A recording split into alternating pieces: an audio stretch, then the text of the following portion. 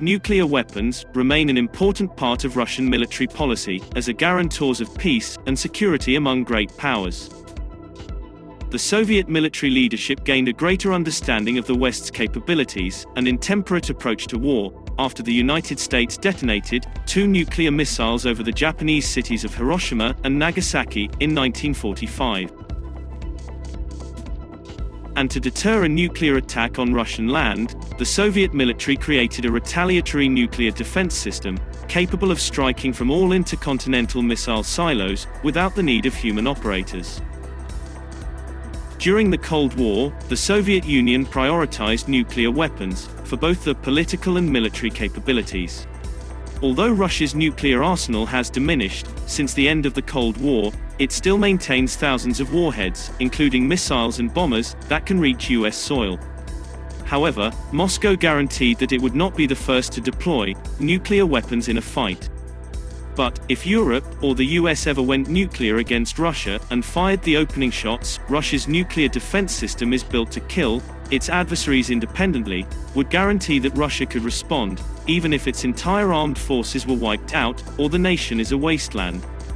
The Russian nuclear defense system consists of 700 nuclear weapon carriers, strategic bombers, nuclear submarines, and intercontinental ballistic missile silos that can launch hundreds of autonomous nuclear missiles if the country is destroyed by a nuclear attack and no human operators are available.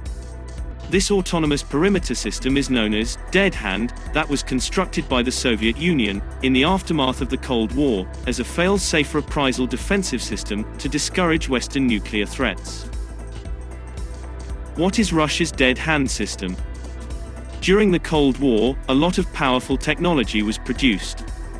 Things like GPS, the internet, and microchips were all invented during the weapons race tech boom. The Soviet Union created a world-ending device that would automatically explode all of its nuclear weapons, without any instruction from an actual person.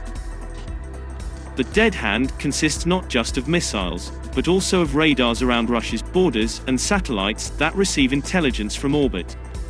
This is a complicated computer system that continually analyzes a broad variety of characteristics, such as seismic activity, radiation levels, and data from missile warning systems installed around the land.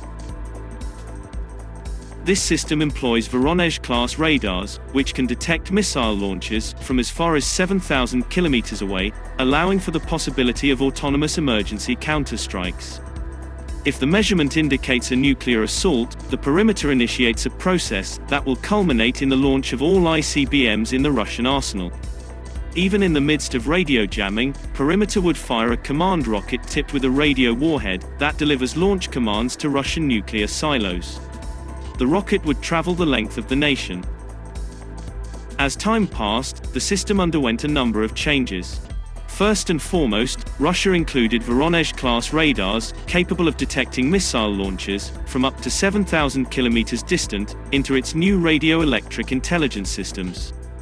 Second, engineers adjusted its warhead to survive new developing techniques of electronic warfare that disrupt radio communications.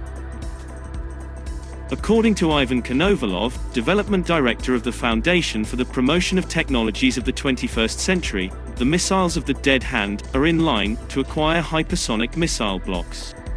These blocks will allow it to fly at a speed of 5 to 7 kilometers per second. The Soviet Union never acknowledged the existence of such a weapon, but Russian Strategic Missile Forces General Sergei Karakayev told a Russian publication in 2011 that the US could be destroyed in 30 minutes. Russia has an estimated 5,977 nuclear warheads as of 2022, making it the world's biggest stockpile, and it presently has an estimated 1,600 deployed tactical nuclear weapons, with another 2,400 strategic nuclear weapons linked to intercontinental ballistic missiles. The second largest stockpile is the United States, with 5,428 warheads. This makes Russia the largest nuclear power in the world. All of these weapons are linked to the Perimeter, an automated nuclear weapons control system. The Perimeter system went online in 1985, after a series of test flights, to demonstrate the practicality of such a command rocket. In November 1984, the Russians made history by successfully launching their command rocket from the Belarusian SSR and delivering a command to a silo launcher at Baikonur, Kazakhstan. The order launched an R-36M ICBM from the silo and directed it to a specific location at the Kura test site in Kamchatka. This mission was accomplished when the command rocket traversed the whole Soviet land and demonstrated its ability to relay numerous orders to various missiles throughout the nation. The dead hand technique was adopted by the Russian military in 1985 and is still in use today. Similar technologies were developed in the United States.